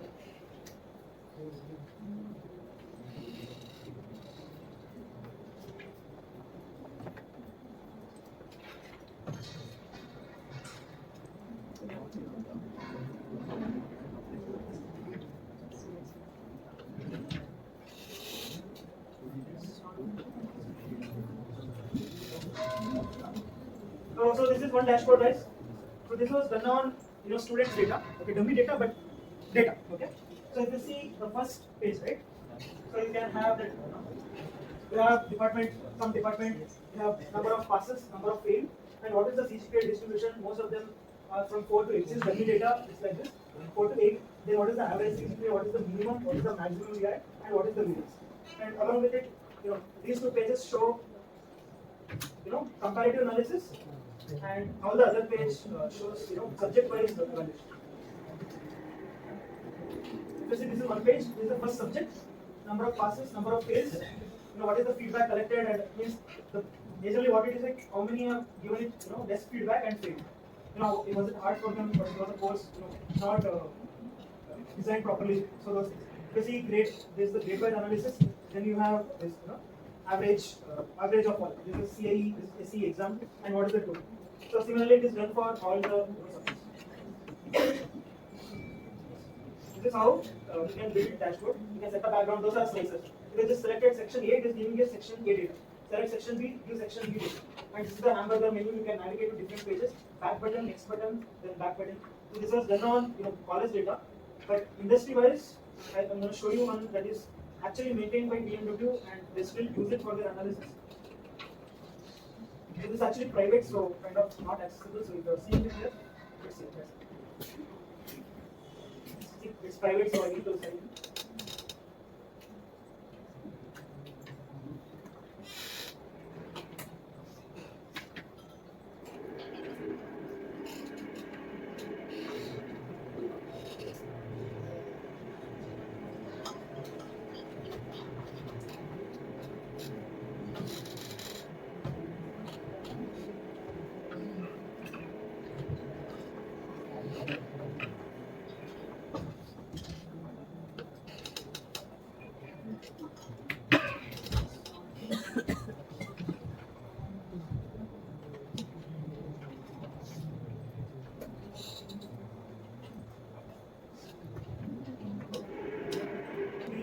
This is just a visualization. Most of the time we'll go in cleaning the data only, get the proper analysis. So this is the initial page. We have some branding and all. This is the next page. It's like a website or app.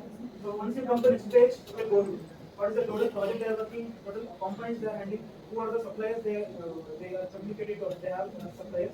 What is the project? So project means bike. This KAX is actually a bike brand. Okay, on market it is called something else, but internally they use this KAX. So in KAX, they have selected some part, oil injection nozzle. So oil injection nozzle, I think this cylinder is a part. They rely on suppliers to get it. And who are the suppliers for that particular part? Chain Industries and UPS. So what is the nomination here? What is the classification status? Then overall profit and what is the overall weighted profit because of that component? And this is the dashboard. What is the project component? Those are all cards actually. The task is actually this thing is a table. We didn't design it, but you can design it like this in visualization. This is something called gauge chart. This is also a table. These are all tables. These are all cards. You can just potential is also a card. That's actually a condition based card. So there is hamburger buttons. You can use this. And same thing, similar to first one. But this is a future project. What is the future project they have planned? And what is the confidence they are having on the project? And finally, this is toolpick. Toolpick, it was a default toolpick we were using, but Power BI also helps you create your own custom toolkit. So the system access, supply readiness, they are all toolkits. They will have basically traffic signal status red, green, blue, and it's there, it's can be not available. So it's also important to also handle the null values or not available values or have some representation on it to get proper analysis. So this is one example for it's a small dashboard, but the calculation done on it is very huge and it's very heavy also. Okay. So I think that's it from the Power BI. So just 2 minutes, let's close this. So similar to Power BI, we also have different visualization tools called visualization tools like Tableau. Okay. So Tableau is also one such visualization tool. There will be differences for each. For example, Tableau is much more complex to handle. Power BI is much more easier. You will get those graphs easily drag it out. For instance, in Tableau, constructing a donut chart is very complex. But in Power BI, just drag it out. But Tableau also give much more customization compared to Power BI. Even with all those, Power BI is has several limitations. And based on the requirement, based on the costing, based on how where all you have the data source, you can choose what visualization tool you can use. And I think that's what makes this visualization and digitalization much more more driven to make decisions. That's it. I think we have properly concluded what all we need. If you have any questions, doubts, I can take it. Couple of. If none, okay. Was the session good? Really? Are you sure? At least that's okay, guys. I really thank our college to give this stage in order to at least show this. It's been a very long time even for me to doing this, but it was very good going back and learning all this again. You can that is my GitHub, and you can find me at my name is Karthik R. You can find me on LinkedIn if you want to chat with me or if you want to discuss something, I'll be there. Okay? So thank you guys. Bye.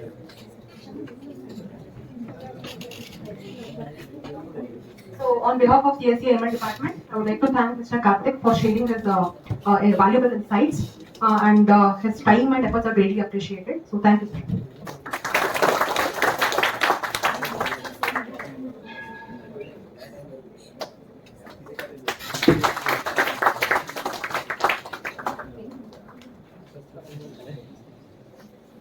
Okay, thank you all.